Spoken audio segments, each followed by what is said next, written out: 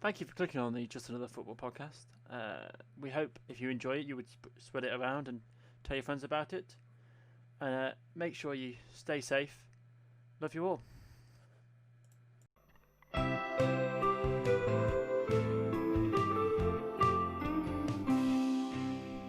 Right, time to look at the games for this week's Just Another Football podcast. Oh, West Ham won. That could be something to talk about. Man City Derby was a 0-0 draw, maybe not. Everton won against Chelsea, and Arsenal have lost again. Do we really have to fucking talk about Arsenal again? Just my thoughts, exactly. Hello and welcome to Just Another Football podcast. Again, this week we have, of course, my co-host as always, Harry, and a special guest, our first foreigner, Ali. Delighted to be here. One way to put it. This is a diverse podcast. What can we say? What can we say? Yeah. Ali also streams on Twitch and has his YouTube, so they'll be in the comments part of Spotify, and we'll probably put links on Twitter as well. So if you want to go check them out, much appreciated. Appreciate it, Rob. And Arsenal, they've done it. Arteta out. They've done it again. They've done it again. It's time to go. Again. He has to go, blood. He has to go. No, I mean we'll get into it. I'm sure. Do the same question. Yeah. Yeah, no, it's back in the stadium for one game. Tier 3. We lost, and they're back out again into Tier 3. Can we put Arsenal into like a separate tier to everyone, like Tier 5? Like the fans aren't allowed back in. Just until we're back in the Champions League or something like that, because it's so depressing. Or you start playing entertaining football again. Yeah, well, So, good God. Of course, if you're watching this, you've always definitely seen the score from the Arsenal v Burnley game that last week we were saying it's quite important that Arteta wins this one. And to be fair to Arsenal, they won it on unexpected goals. They scored the only goal of the game. They did. Aubameyang, Great header. First goal since Fulham. First goal in open play, but not open play. It was a corner. Sorry, first penalty goal. First goal at the Emirates. Yeah, exactly. Just didn't know which net to put it in. No, he didn't. The question comes around again. Arteta out, Arteta in. What do you do? If you're an Arsenal fan, do you put your face in the bin until August? Do you back the manager? Do you think the squad's the problem? I'll let you discuss.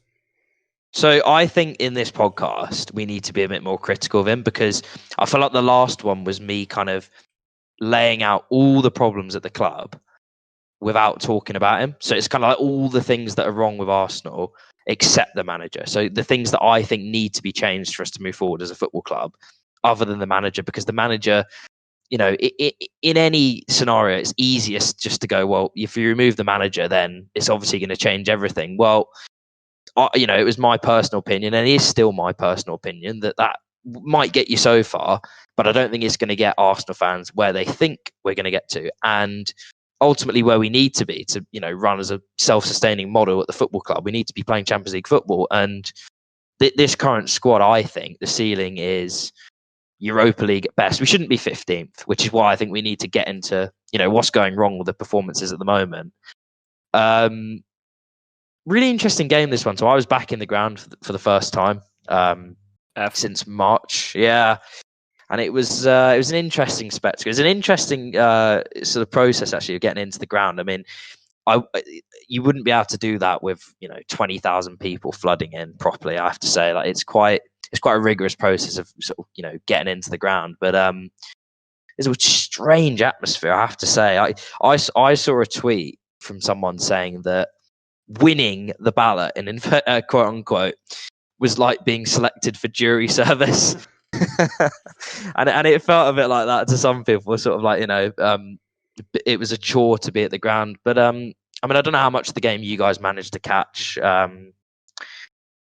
It's a really interesting one because we're poor at the moment, right? But I don't want to take comfort from this, but we probably were the better team. I mean, as you said, we won on expected goals. We've obviously gone down to 10 men. And they've scored from a corner, and it's an own goal, and it's just like, were Burnley even that good? I do think the moment before, I hate talking about moments, but El Neni probably should have got a red. He definitely should have gone, and he's lucky the ball wasn't in play as well, because it's a stonewall penalty if it is. So you could argue justice was done there. I think in any case, conceding from a set piece like that when you're down to 10 men is really, really unacceptable, and it speaks to levels of ill discipline that run far deeper than individuals. I think the 2 red cards you've seen as well. Obviously, we're going to have to mention Granit Xhaka at some point. That you could easily just say, "Oh, well, it's Xhaka doing Xhaka things, right?" And there is a sense of, he doesn't take responsibility for what he does. He still doesn't apologise to the fans for, what he did last year when he was booed off against Crystal Palace. And on the pitch, there's been several instances where he's let the team down. But I also think it runs deeper than that, because then you go 3 weeks earlier, Pepe's headbutting someone and getting sent off for the first time in his career. And I think we've had 7 red cards since Arteta came in, which is that's the most in the league. It's 4 more than the next most. Yeah, it's 4 more than the next most. Double. So, there's a couple of instances, like David Luiz has got a couple where you just go, that's David Luiz, right? You know what you're getting with him. But then there's a couple of other ones where you go, I think more recently you could be looking at it and thinking, this isn't a happy camp. It's not a happy camp. And it kind of depends where you want to apportion blame for that. But I mean, what's you guys' take on it from afar? Because I don't want this to turn into another monologue. So I look at the dressing room, and I think that's a dressing room that's divided. I think there are players. So Tierney backed him.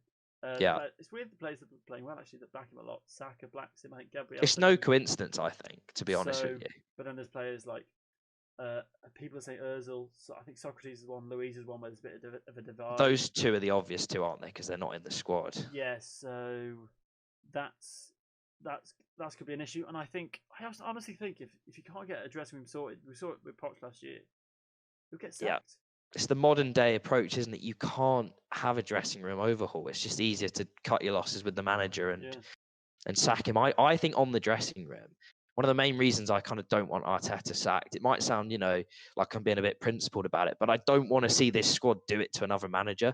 So the way that Emery was sacked, I think Emery had to go for, communication reasons, especially. He couldn't communicate his message to the players and the fans, and we were conceding, 20 plus shots every game. It just became chaotic by the end. But how quickly this has turned on Arteta, I think says more about the group than it does the manager. Of course, he has to take blame for some of it. But I kind of just don't want to see these players win over another manager, or win it over another manager, and he gets sacked and we bring someone else in. And then, 12 months down the line, we're having the same conversation. There's a lot of players that, in my opinion, need to be moved on. Ali, you got That's a great point. Yeah, go for it, Ali. You have your take on it. Look, I didn't watch the Burnley game for the most part. I think I caught some minutes of the second half, I have to say. But what an opportunity he had last season in the summer when Arsenal got their tactics right. They were playing the 3 at the back. Salah wasn't having any sort of joy at all in that game. We lost to you guys 3-1. I'm a Liverpool fan, if you haven't clocked it. Anyone? Yeah, if you hadn't guessed. Behind. Yeah. So, and then you won the FA Cup, and you won it deservedly. You were walking team. Emi Martinez came into the side and put some great performances, and the dressing room looked really together. Climbing up the stairs is harder. Climbing up the stairs is harder than falling down, or going down the stairs. And sometimes when you climb the stairs and you fall, there's no control over yourself. So you just, if that makes any sense whatsoever. I think but if you start falling down the stairs, it's done. You've probably broken a bone. Yeah. That's what's happened with Arsenal at the moment. I think they started the season pretty poorly, not in terms of results, because they got the 3-goal win against Fulham. That was fine. That was actually very decent. And then West Ham played a really good game on you guys. They did. I think that was the start of it. I think that was the start of it. And I think that was a moment where Arteta might have started to think, okay, I might need to change things around here because people have figured us out. And when he changed things around, he got it really, really wrong. And if I was a player, I was having that discussion with you, Harry, yesterday. Yeah, go for it. If I'm a player and I'm playing with the sort of tactics Arteta has been playing in the last 3 games right now, I would be repulsed. I wouldn't enjoy any training session where we're putting those plans together. I don't know if there is any kind of open discussion between the players and Arteta about the tactics, or if Arteta is taking suggestions from the players. I'd be intrigued to see what happens on the training grounds in terms of communication between Arteta and the players on a daily basis. I don't think that's the case. You make a good point about the squad being a problem in terms of discipline and not really being on cue with the manager, whether that's Emery or Arteta. Um, Even Leonberg before that wasn't really Didn't good get a either. bounce out of them. No, no. Exactly, but at the same time, Arsenal being 15th on the pitch, there are examples of teams with ill discipline are doing much, much better than Yeah, that, there are. And worse and squads as well. and with worse squads. Exactly. That is the results on the pitch for me are in a huge part, probably for the most part, are down to Arteta. Now, whether the players are to blame for their willingness to play by those tactics, that is something that I can't answer because, as I said, I don't know what happens between the players and the manager on a day-to-day basis. But it is the tactics at the moment that have Arsenal in 15th. It's the board and the kind of managerial structure above the manager that has Arsenal out of contention for the league or the Champions League spots. Yeah, I but agree it with is that. Arteta that's knocked them a peg or two downwards Yeah. and have them 15th at the moment, in my Yeah. opinion. So we actually loads of people talk about this, about where their squad is, and it's a poor squad. Where do you think they are? If the table was all squad and it was the exact same manager, where do you think their squad actually? Where do you think their squad ranks? I think it's still mid-table. I think teams like you've got the teams that are flying right now, but then I look at teams like Villa, like Everton, Southampton, and go, I think their squad's better.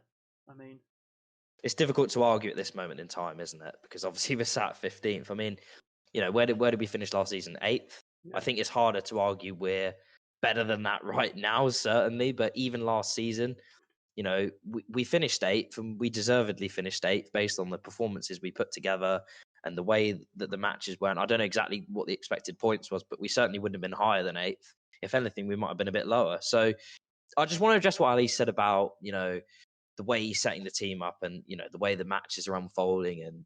And obviously, I think you're right. As a fan from afar, so obviously you don't support Arsenal, so you can only really judge Mikel Arteta based on how he responds in his press conferences and in his interviews. Mhm. And it is a real frustration of mine when he's continually asked about crossing. And I think that's what you're referring to when you say, as a player, particularly someone like Pierre-Emerick Aubameyang, for example, you'd be repulsed to be playing as a striker in that team or playing as a creative player in that team, because it just simply isn't conducive with the players we've got to producing goals and ultimately results. However, having been at the game last night and having watched them all on TV, with regards to the crossing itself, I would be astonished, and I know he's responding when he's asked about it, that, it's pure mass. If you put more balls into the box and you put the ball in these dangerous situations, you're bound to score more goals. He sat next to Guardiola and saw them win two Premier League titles. He's seen what it takes to win. I'm not saying he can necessarily implement that at Arsenal, but he's seen a winning culture and a winning philosophy.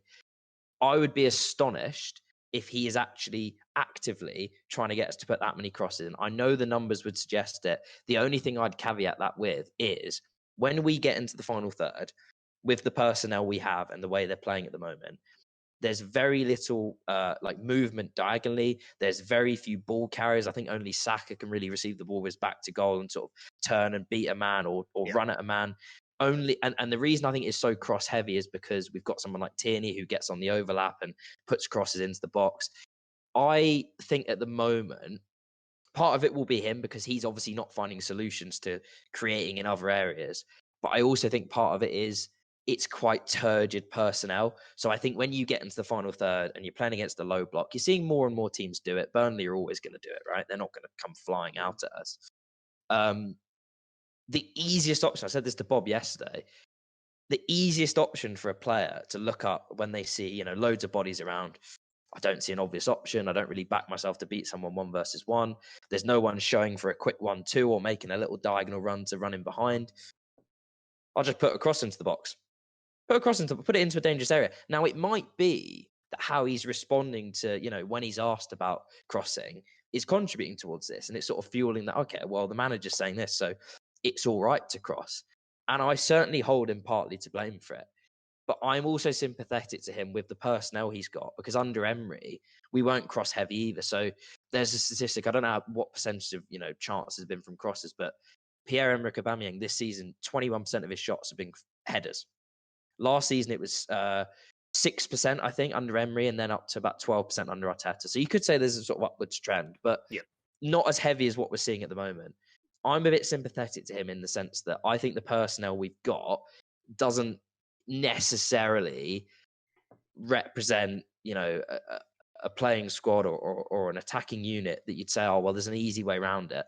But it's up to him. He's ultimately the manager. He knew the sort of job when he took it, and it's up to him to find solutions. And I completely agree with you. The way we're playing at the moment it's not, you can't get results with it. You wouldn't enjoy playing in a team like the way we're playing at the moment. So you got to hold him responsible. On Arteta, I don't know how quickly we're going to move on from this, but it's important to say the one thing I'd be really critical of him for is when he came in, one of the first things he said, and I really remember it very clearly, is when I'm manager at this football club, there's going to be non-negotiables. Because I think we all felt that standards under Unai Emery had slipped in terms of effort, application, attitude, even ability. There's talk of the players, getting unfit under him. That's inexcusable for me at a top-level Premier League club, at any Premier League club, especially a club with the facilities and the finances Arsenal have got. Players to be unfit, I find disgraceful. So he comes in and he talks about non-negotiables. And what that represented to me was a sort of meritocracy. So ideally, right, if you're not going to do the things he wants you to do, and you're not going to display the behaviours that you should be displaying, you're out. You don't play. And there have been instances where he's implemented that. You look at Mesut Ozil, you look at Matteo Guendouzi. I don't know what's going on with Saliba at the moment, but I think something's probably gone on there as well. However, he continues, and this is what will get him the sack if he continues to do this and the results stay as they are. He continues to pick the same players, the likes of Xhaka, the likes of Willian, the likes of Lacazette to an extent, Rob Holding to an extent. I might be being quite harsh on some of these guys. I know, I'm sorry, Bob. I'm sorry. But the reason I'm not sympathetic to him for the Xhaka sending off, for example, is because he keeps picking him. He was dreadful last week against Spurs. And I know Partey's injured, right? Maybe if Partey's fit, it's Partey and El Neni, which it has been in a couple of other games. But he put in a really poor performance. He's been dreadful this season. He's a very limited player. He can play well in certain systems, like the three at the back we were playing last season, where he could sort of collapse on top of the back five and basically no one runs off him and in behind him. But ultimately, he's a very limited player and he keeps picking him and he keeps letting him down. And I think this meritocracy I talk about, when I look at some of the youngsters, we won 6 out of 6 Europa League games. We won both our Carabao Cup games. Been quite impressive. And some youngsters such as Reece Nelson, Joe Willock, Emile Smith-Rowe the other night, Balogun. He should. Play those people. They're not getting a look in. They're not getting a look in. And if you're a young player, you're not enthused by it because you're going to be thinking, if I'm not getting a game now, like when will I be? Yeah, I think. I mean, he's quality, mate. And that's what I hope he does on Wednesday night against Southampton. I hope he just plays a few of the youngsters because I think people will have more time for that. I really do. If the results aren't, they're not going to get worse, are they? What Arsenal should do is they should give him to the end of the year unless they're going to get relegated. But if they, I think that's what they'll do as well. And I think unless there's a serious threat of relegation, he'll stay in the job. Because also, as I said last week, I don't think anyone in the positions above him can sack him because they've cleared out the club. They've got rid of Raul. They've got rid of the contracts guy. We don't really have a proper director of football. We've got Edu doing the role. Edu was the guy who was involved in hiring Arteta. So he can't turn around and go... And he's done an interview, funnily enough, tonight, talking about how, the club are fully behind him. Edu can't turn around and go, do you know what, guys? I think we need to cut our losses with him because how can he not lose his job? That's what I was about to say. If Arteta goes, Edu's got to go. We've put all our eggs in one basket with it. They're both like both sides of the same coin, basically. 100%. But what I would say is ultimately, now Rob's original question was what level of squad Arsenal are at. But I'd be interested to hear your perspective on it from a rivals fan. in terms of the names they have in the squad, I read the names. I read the starting 11 team sheet out on paper. I look at it, and I think either 4th to 6th minimum, right? But you see the way they're playing, and you say that's obviously not the case. You have a reason for optimism. Sorry, go on, Rob. So I'd imagine one of those names you're talking about is Aubameyang. Aubameyang, Lacazette, Willian. I think Willian still has a few years of good legs on him. He's just been dreadful. He's not as bad as he has been, but he is bad this season. But there's contributing factors, right? So he's calm. He's got his 3-year deal. It's his last big contract. You know, has he come for his last payday? That's what I mean. There are things that run deeper when you're actually assessing the squad. Exactly. I mean? There you go. That's what I mean. When you read the team sheet, if you're like, if you don't know anything else other than the names, and you don't know anything about the results, for example, you haven't watched a game this season, right? Let's say you've not been watching at all, and you look at the team sheet and you say, okay, you have Aubameyang, Lacazette, Willian, Kieran Tierney, who was Celtics captain at 21. He is clearly a great player. Hector Bellerin, I don't know what happened there. Thomas Partey, and you think Arsenal brought in Thomas Partey, that should be a really exciting deal. And I think it was sort of the right deal in terms of personnel, what was missing in the Arsenal midfield, not financially. But like, there are names there. Mesut Ozil, obviously, until he hasn't been registered in the Premier League squad and all the stuff we know about. But the reason I have for optimism is, for Arsenal, is the Europa League performances by the youngsters. You won 6 out of 6, using the young squad you have at the moment, and that's why I think Arsenal are at least the Europa League squad, because when your alternative 11 can put in that kind of performance, match week in, match week out in the Europa League, there's no reason why the first team squad at some point may be able to turn that around and get themselves kind of above mid-table. The table is still pretty, condensed. Man United did it. Exactly. Man United were like 3 points ahead of Arsenal at this stage and finished 3rd. Last season. Yeah, that's right, because we're on the same number of points going into the game. We've obviously lost. Yeah. It's funny because you think, if Arsenal just put together 3 or 4 wins in a row, they'll go from 15th to 7th or 8th. It's not as easy as that, is it? And it's not as easy as that. It's exactly that.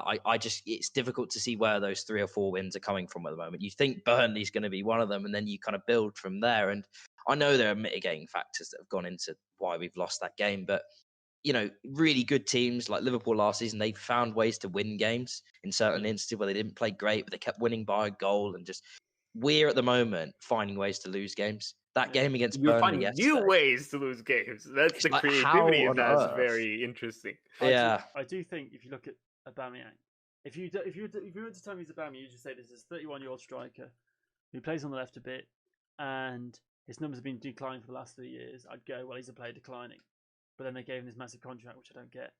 But I think that's happening. I think that's happening a lot over the Arsenal squad. I think Lacazette started. But that's the thing, isn't it? So his numbers are getting worse, but everyone around him is getting worse. I understand your point, which is that his expected goals is going down. So last season he kept his numbers up, but he probably shouldn't have. He was just really clinical. You overachieved it by 5 goals. My perspective on expected goals has always been that I'm more critical of those around him, because I know the sort of player he is. He's a finisher. He's sort of like, you talk about players that can have big impacts when they don't score. I don't think he's one of them. It doesn't mean he's not a top player when he's on form. And he certainly was, for a lot of last season. But it just means at the moment when the goals aren't coming, and they're not coming from him, he's getting nothing. He's getting absolutely nothing in terms of supply. And it doesn't mean he's blameless, because, he isn't. You look at the header yesterday. I know it's harsh, but if that's Harry Kane at the front post, he heads it away. He doesn't head it into his own net, and it's little things like that. It's coming. There was a chance towards the end where it gets played to him, and you've seen it a few times, like the Community Shield, the first game of the season, where he gets that quick touch out and he just bends it into that far corner. Yeah, he's almost like a few of those throughout the summer. He has, and it's almost like he's trying to be too precise. He's thinking about it too much. So I think there's a lot going on with him there. I'm not just buying into this fact that, over a few weeks he's suddenly become a rubbish player.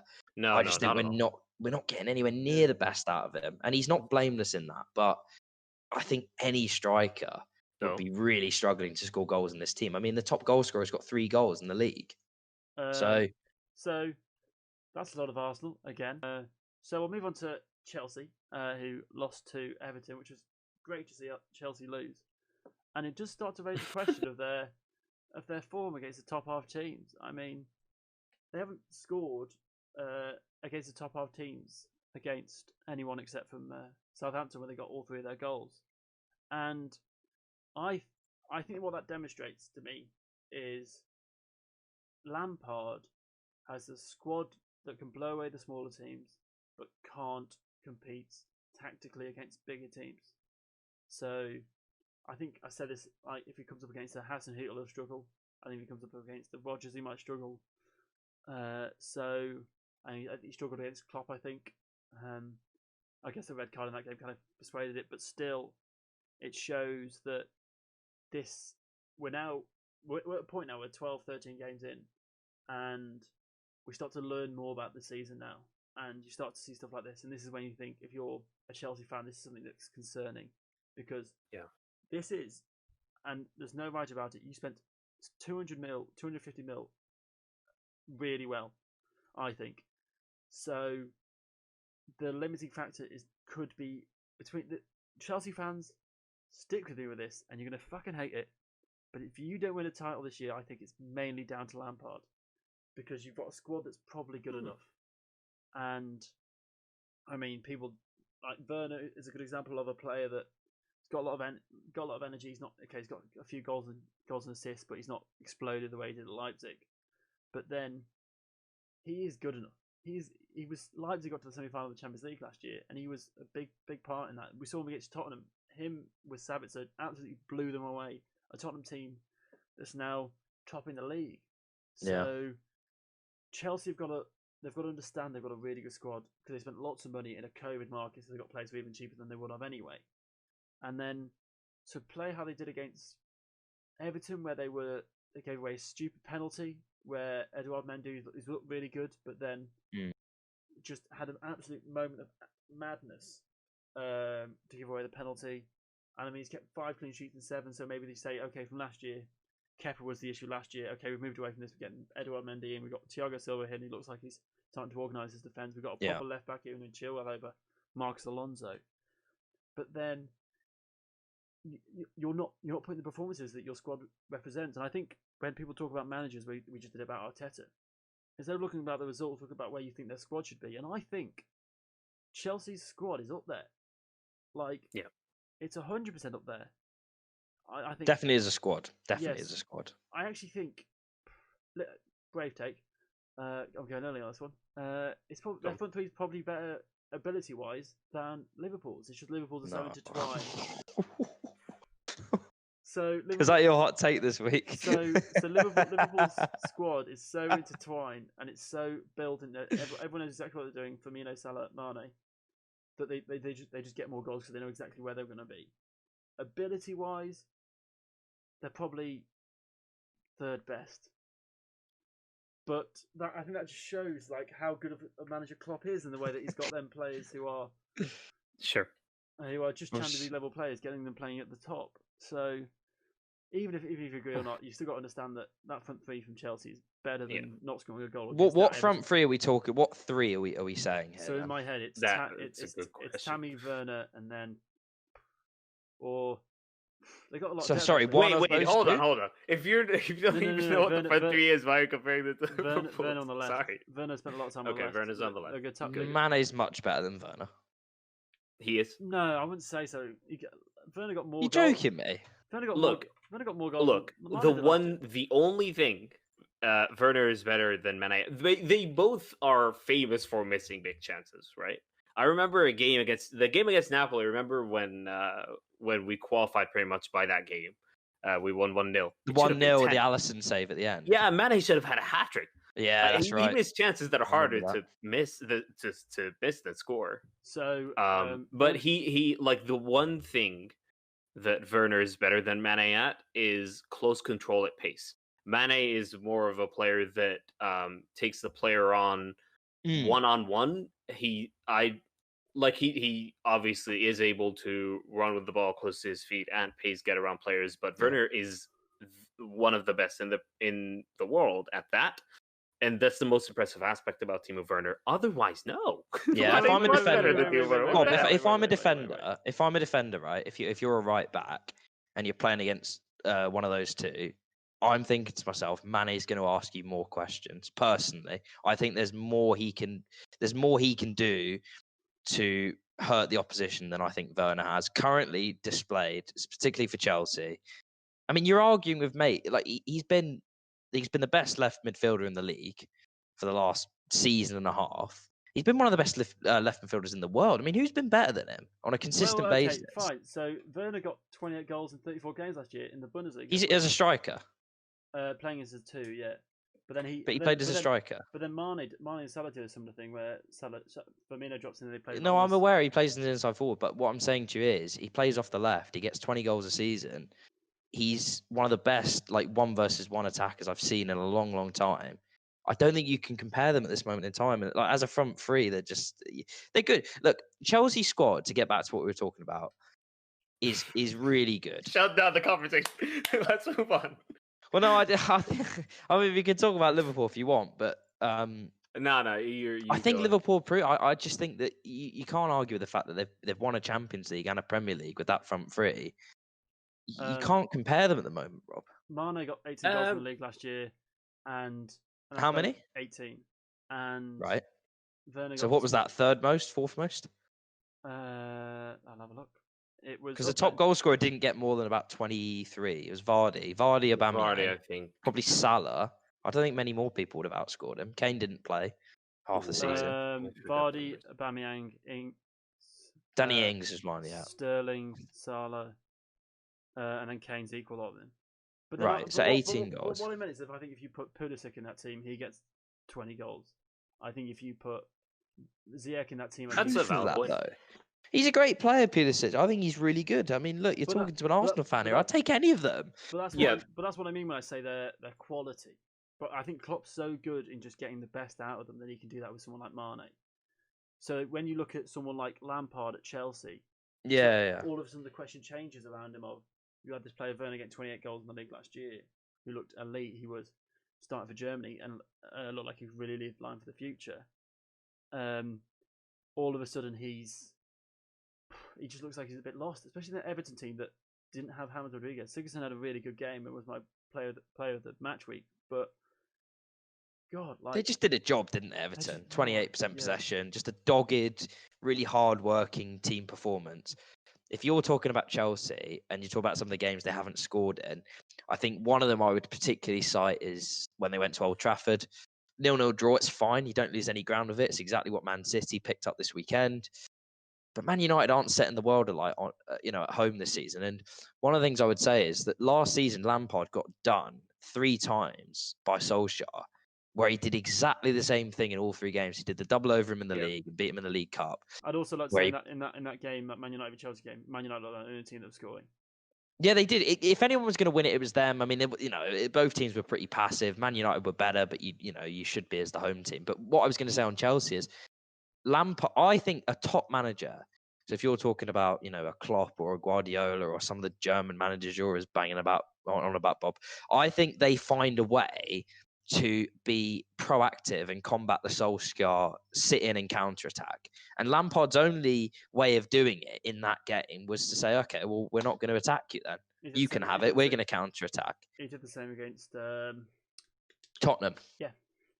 And I didn't think that was a bad point because I thought actually they were the better team. If anyone was going to win it, it was Chelsea. But I take your point. If you add them all up, Liverpool at home, I know there's a red card, but it was exactly this. They played Havertz up front.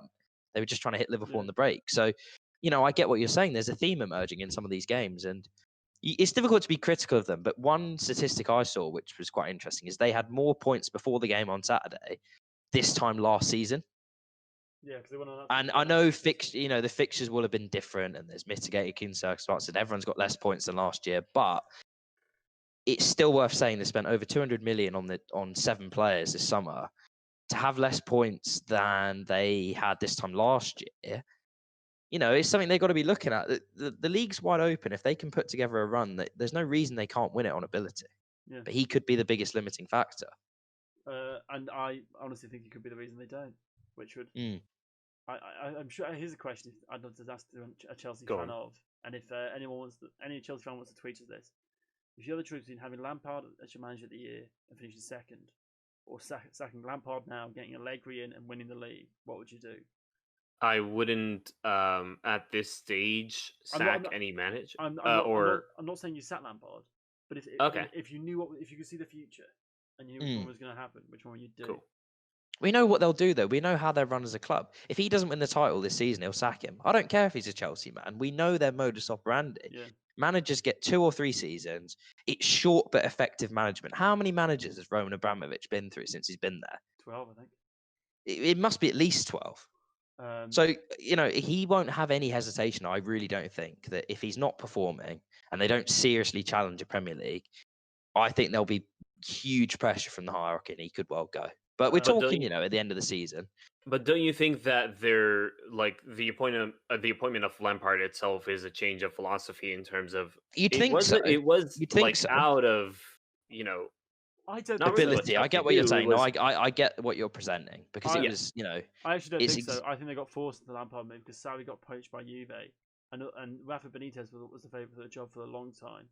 They wouldn't have him back there, though. They would not have him back there. Because remember when they had him and they won the Europa League and they couldn't keep him. They hated him. But there was no option. But I mean, Lampard was their only option. So the idea that they changed philosophy... At the time, it's all timing with that, isn't it, with managers sometimes? Like, it's kind of who's available when your manager goes. I agree with you to an extent on Lampard, though, because it does represent what, in theory, should be a change in the philosophy of the club and the way it's kind of run.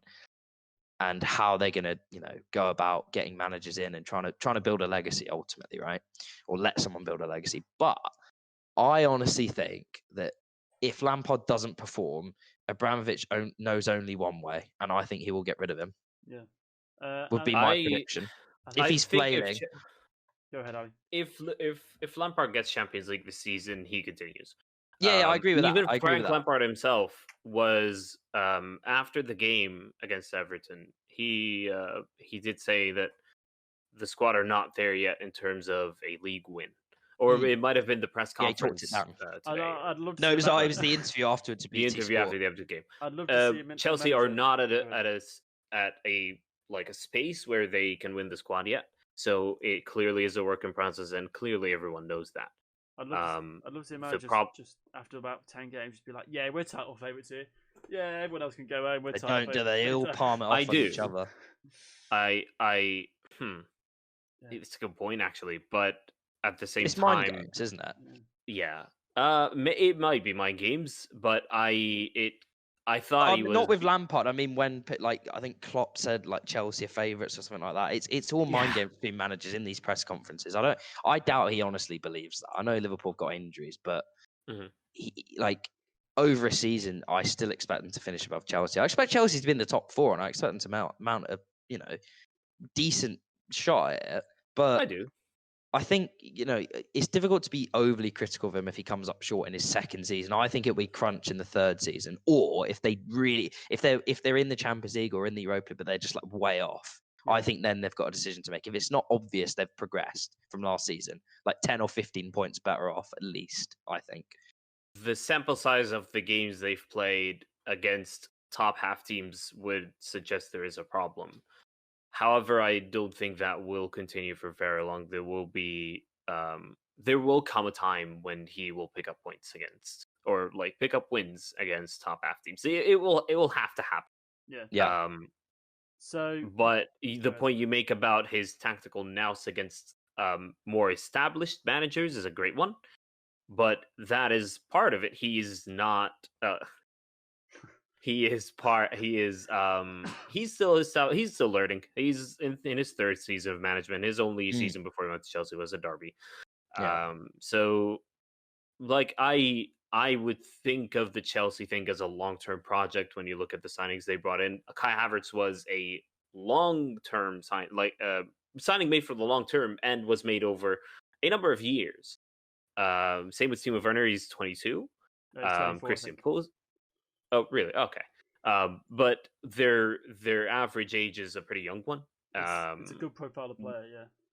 And a lot of like the options in the front line are actually ridiculous when you look Yeah. at the number of front threes that you can put in there. Their results against the top half, like I my video on YouTube, the first one I uploaded the other day, I gave Chelsea an A, and that sounds ridiculous now. But I do like the system there. When at the start of the season, I think he was pretty unlucky with the injuries of Pulisic, then Ziyech, and then like they weren't available together at all. Yeah. Both were missing at the start of the season, so you had Havertz on the wing and Mount on the other side, and it was something mad like that. I think if he has the full squad of players, so when you have Pulisic with Ziyech, with Werner, those three starting together, or you can put Tammy Abraham there as well, they'll become a real force. Just not quite yet this year, but they are good enough to finish top four. I don't think there's much reason. Like, given the sample size, yes, you can start asking questions, but not many. Moving on, and Go on. This is something that was tweeted at us from Nick Mead, my tutor when I did some work experience, which was shout out to Nick. He's talked about second syndrome and the idea that when you get promoted, you get promoted on the idea of a solid defense, and then adapting higher up in the pitch and adding quality.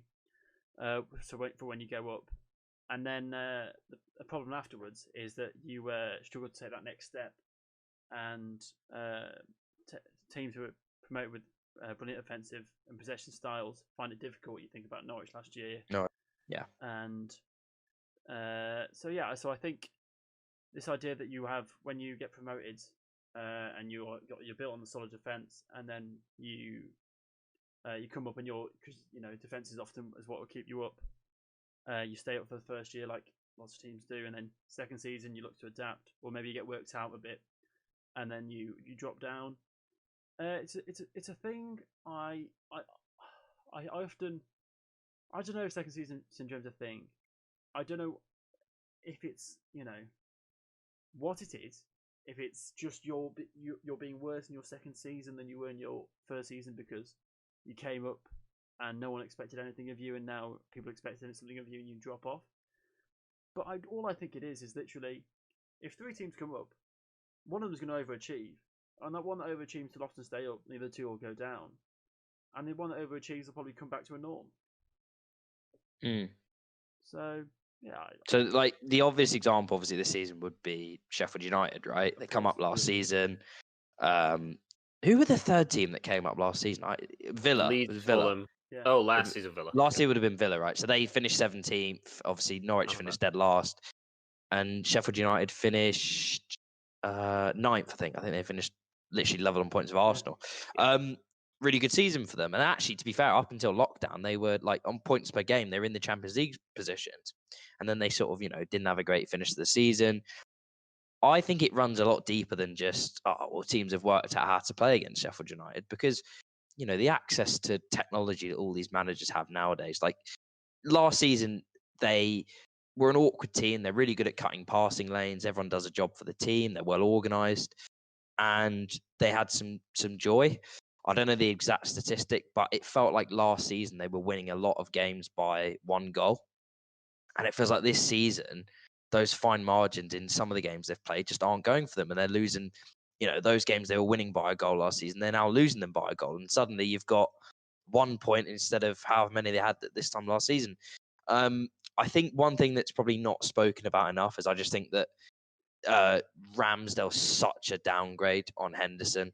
He's so much worse. He's not an awful goalkeeper, but like Henderson was really good, and Ramsdale, he's not made any absolute howlers, but there's been so many where he's palmed it out, or he's got hands to it and it's gone in, and I think Henderson saved all of those, to be honest. I also think Henderson's really good aerially, which is part of and he doesn't command his area, Ramsdale. He's a bit he's a goalkeeper that I think he doesn't calm the defense. Yeah. The big problem with Ramsdale for me is any ball that goes into the box has quadruple the chances of going in than when you had Dean Henderson there. The amount of goals, like at the start of the first game of the season, Wolves I think went to Sheffield United. Remember the Saiz header? Yeah, where it went right above his head. It wasn't at much height at all, and even when it was in the back of the net, it was like on the bottom of the net, so it went central to the goal. And Ramsdale made it seem like he's really making an effort to reach it. Like it's like stretching out and making it hard for himself too elaborately. His jumping reach is really poor. He's not brave at all. It certainly doesn't show with the amount of the goals goal that again come in at the near post. Sheffield United. How was Che Adams? First of all, how Che Adams was allowed to squeeze it in from between the legs of the defender. I think it might have been John Egan.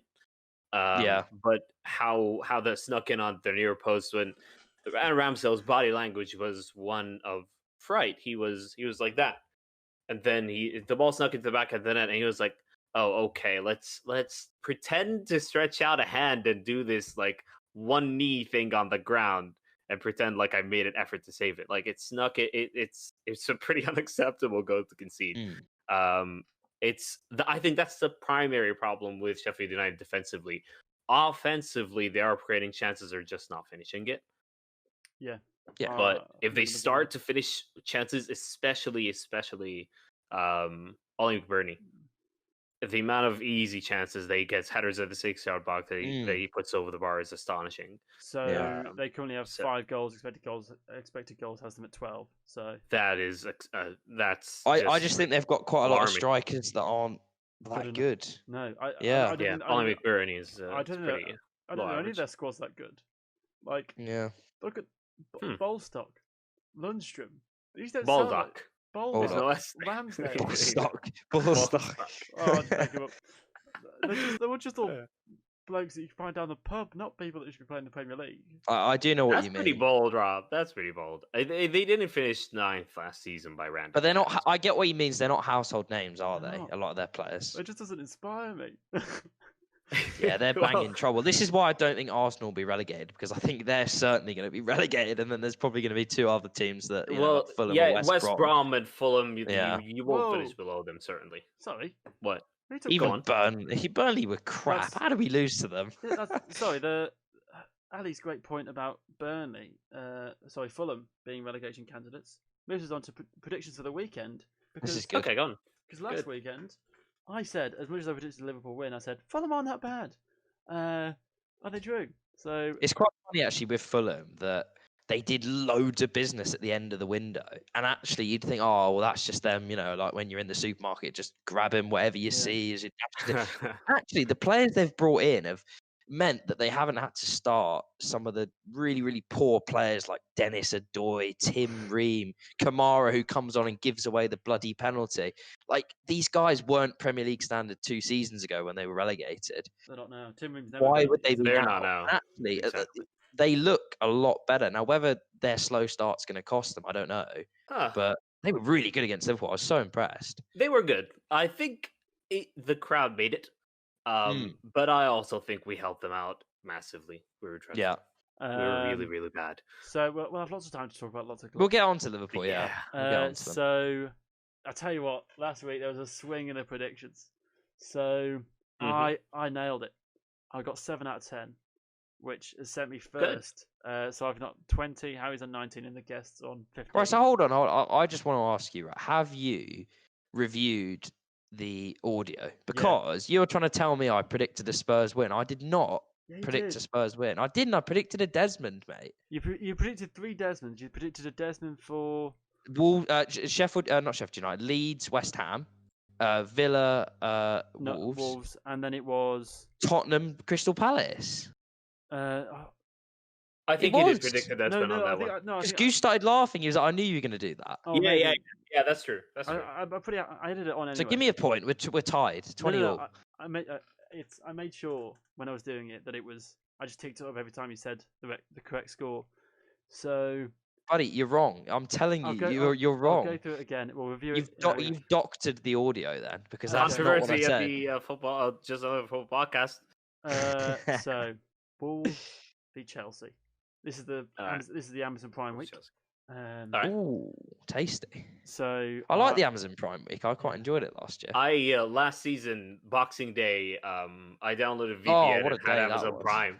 I had 4 matches on 4 screens. Nice. It was Great. glorious. Just all the games all day from like 12:30 to Yeah, I like can't 10 wait in the for this year evening. as well. But we're quite- Is Boxing Day going to be on Amazon Prime this Don't year know. as well? I don't actually know. I don't think it is. I think they got a Bloody hope it different is. week. Like, yeah, I don't know. I haven't checked. Anyway, because we're Let's talk about the games this week on we're short of Amazon. time. Yeah. So Wolves v Chelsea. Chelsea win. Wolves, they looked a bit shabby. I think they missed Jimenez. They missed Jota a bit. I think actually this season. So yeah, I think Talk about their dealings quickly, right? Uh, I've got a big problem with it because you mentioned them last week. You mentioned George Mendes and here we go what a again. good job he's doing there. Well, hold on a minute. It's interesting though because they sell Jota for 40 million. I mean, at the time, I think they all thought it was fair if reinvested properly. And they sell Matt Doherty for 12 million, which I think personally, for a Premier League proven player, I know he's not set the world alight at Spurs since he's gone there, but he was doing a pretty good job in that system.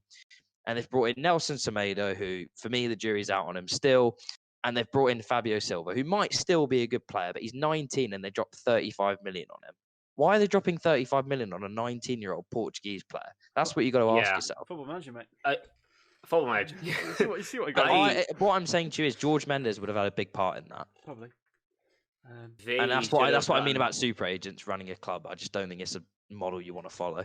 But he's good friends with Nuno, I hear. So That's what it is, though. So he got linked with the agent. Arsenal job last year, and I was just like, yep. So basically, we'd just be handing the keys to George Mendes and go, yep, go on, son. And he's fucked us over in the past, so I just didn't want it to happen. So Wolves Chelsea. God, I was ranting about super agents. Forgot to make a prediction. I think a draw. It's just a safe result to bet on. A comfortable 2-0 Chelsea win.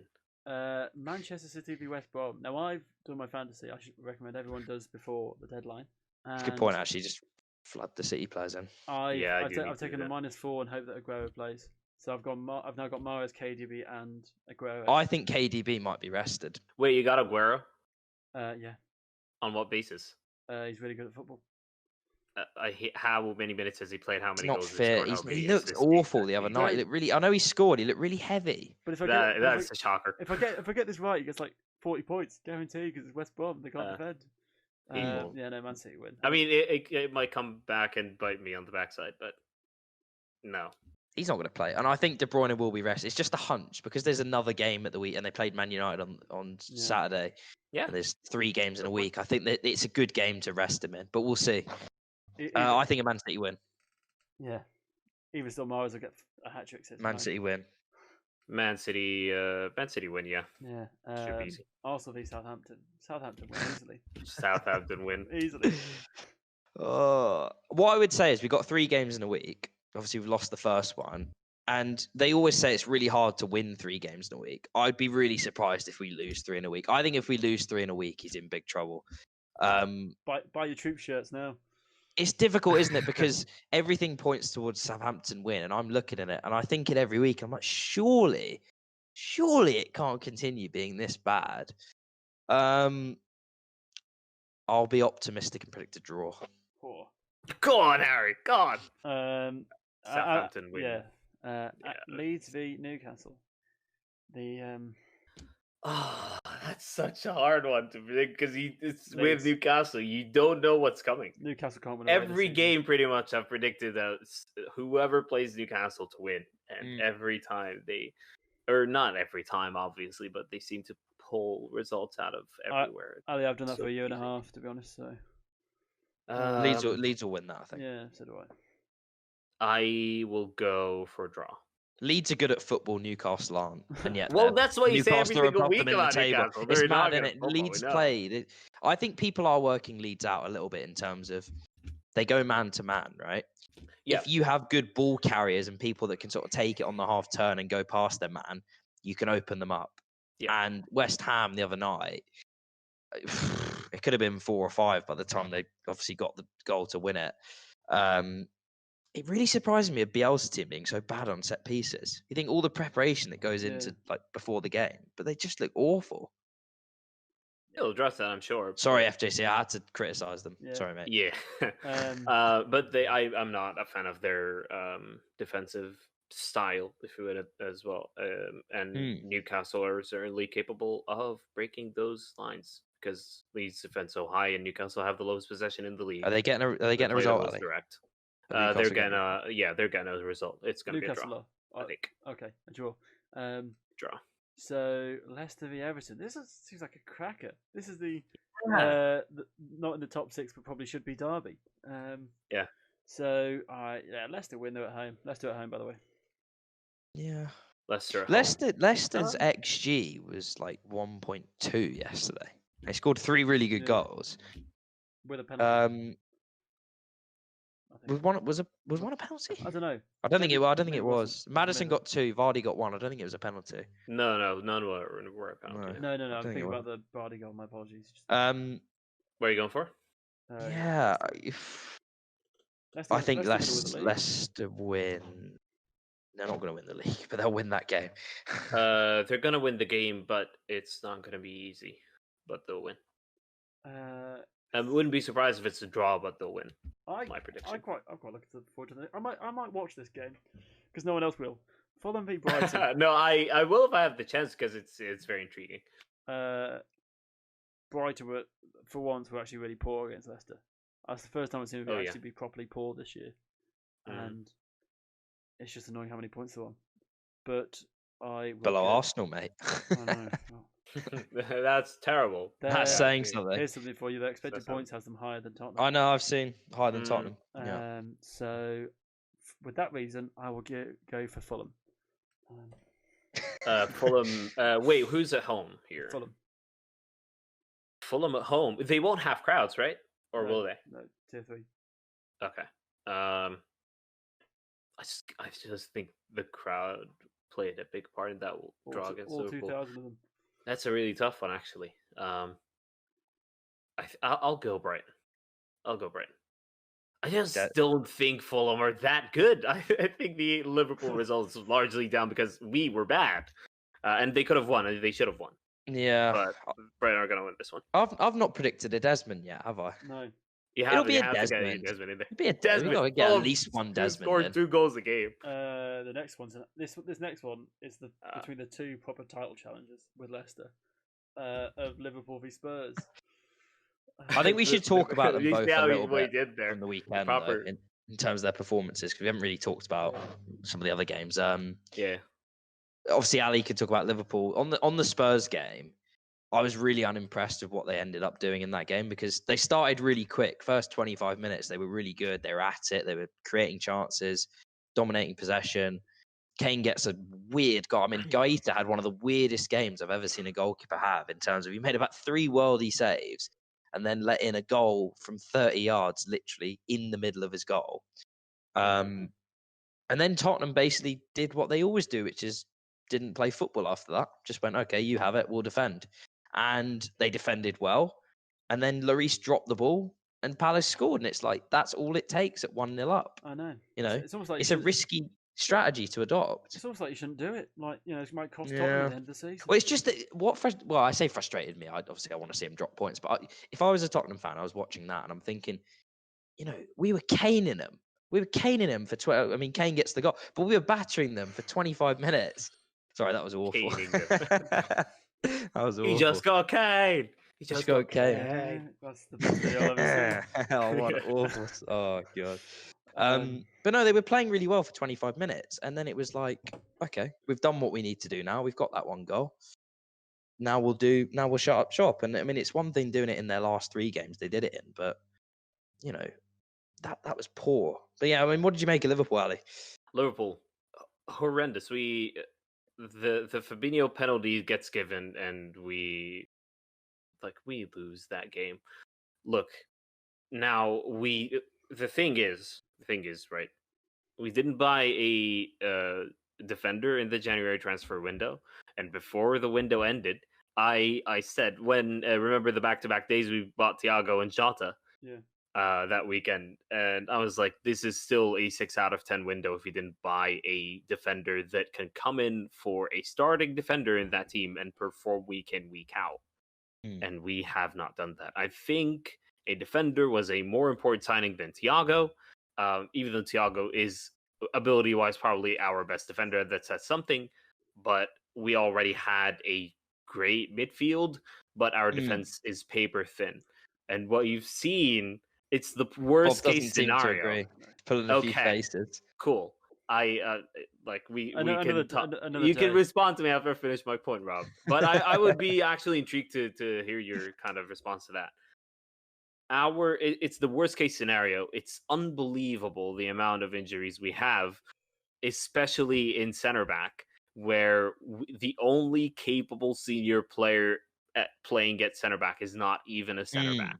The most logical center back pairing you play, if you're playing the players in the correct positions, are Reece Williams of Forest Green Rovers and Nathaniel Phillips of Stuttgart.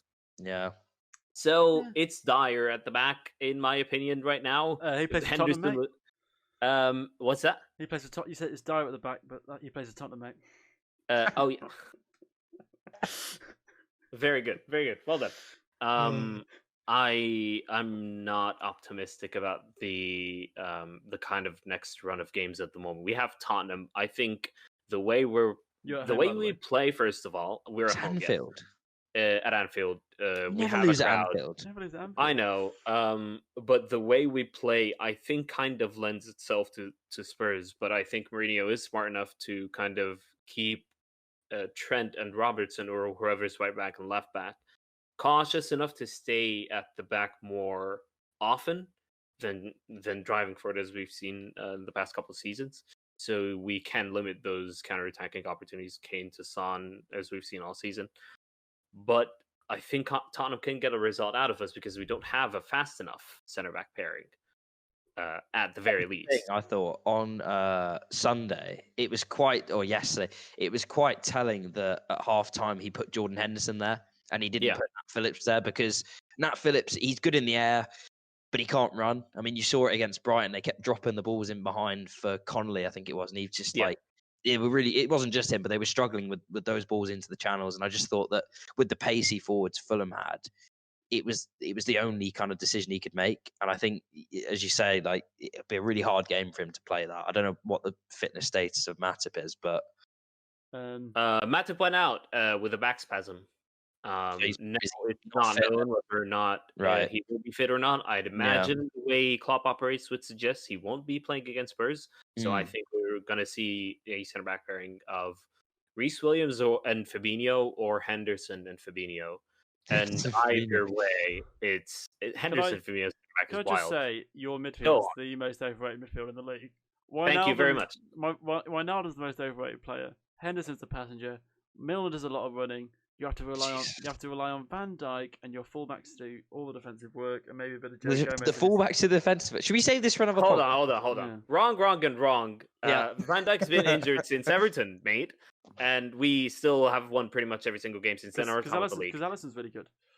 Alisson is really well. Good. We had Alisson out for a little while. Injured as well, yeah.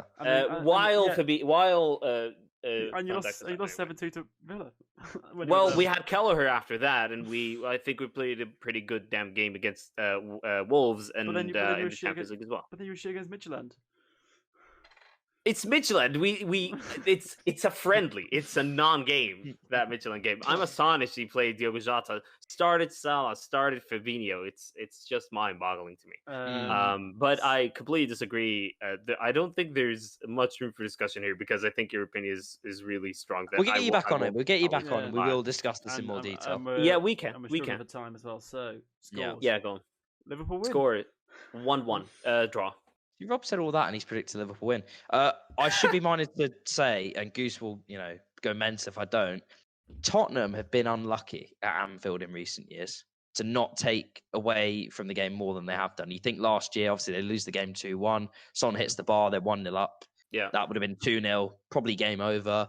The previous year, it was a late own goal, wasn't it? And it was the one where Sissoko went through and he put it over the bar in like the 85th minute or something. Yep. Again, if that goes in, different. So, however, they're getting beat 4-0. All that, I'll build them up, but they're getting beat 4-0. Arsenal fan Harry Nickel. Cool. Yeah. West Ham v Crystal Palace. West Ham win. West Ham look really good. So yeah, I quite like West Ham. Not as a place West Ham as a versus You fan. do quite like West West Ham. Ham. Yeah. But I like Jared Bowen actually, I've been Desmond. pleasantly surprised by them. but Desmond. Oh, so have I. So have I. Well, not Um, pleasantly. I've just been surprised. Villa v Burnley. Don't Villa. care. No. Claret and Blue Derby. The Carrot and Blue Derby. Yeah, that's true. Villa are going to win this one comfortably, I think. What was And, Villa won 1-0 on Saturday? Yeah, draw. Sheffield United v Man United. Man United's away record's mad. Everyone knows Yeah, but it would be so Man United to lose this game. It's exactly Yeah, the it same. So will be. Man It will United very to Man lose that. United to this game. No, very true. yeah, I'm still going to predict Man United because I think they'll Yeah. honestly probably go 1-0 down and then win like 4-1. yeah, a bit like they did against Newcastle last year. I think They're doing it all season, mate. They've gone down in every single away game so far and won every single away game. It's bonkers, but it can't continue. That's the thing. It's not sustainable to keep going behind in away games and winning it in moments. They'll win. They'll win pretty comfortably. Yeah, I think they should really, shouldn't they? Yeah. build them Poor up, Sheffield just knock them down United. when they lose. Poor Yep. Sheffield United. And Yep. if Clip that you- up. And if you're here for the football, thanks for listening. But we'll move on to away from Best the game. part of the show. Best part. What have we got this week? So, suspect arrested after ending neck deep in a slurry pit during police chase. So this person was in a stolen car, and they had to get dragged out by the police because the car they were in got hit into the muck, basically. So yeah, they got rescued, and they basically got pulled out, and they were just covered in cow shit. So. Yes. Well, I'm pretty sure they would have killed them if they went neck deep. It's like drowning. But wow, imagine dying through cow shit. What a way to go. What a way to What a go. way to go. And the photo on it, it's got like I've just had a look at the article actually. Yeah. the photo's got I'm his like, taking a look at it. he's got his like Whoa. he's got his he's covered in shit. And he's got a bit of underwear and it's still covered in shit, but the underwear's not. It makes pretty grim viewing, doesn't It it? does. Ugh. So I'm looking at it now. Whereabouts was this? Dear me. this was in. Good question. I don't think it says. Doesn't say. No. Yeah, it doesn't say here. Sussex. Sussex. Sussex. Oh, posh All place. right. A bit countryside. Yeah. and it is south of Watford's posh, in my opinion. And tier Uh, 3. Yeah. And a tier 3. And the next one, and I don't watch the news much, but apparently there was snow in Scotland and the UK weather. Never believe that. Snow in Scotland. It's Thunder lovely snow up there. What are you reported talking in about? Edinburgh was so loud the police were called about explosions. So the snow was going off. It was going mental. And people thought, shit, something's blowing up. I'm like, I'm sorry. You look out your window, it's snowing. You hear some loud noises. I don't think some Yeah. pyros. Someone's dropped a bomb or something. Yeah. I was just I didn't think Some about peop- this. Why are thunderstorms? Why did thunderstorms come with rain but not with snow?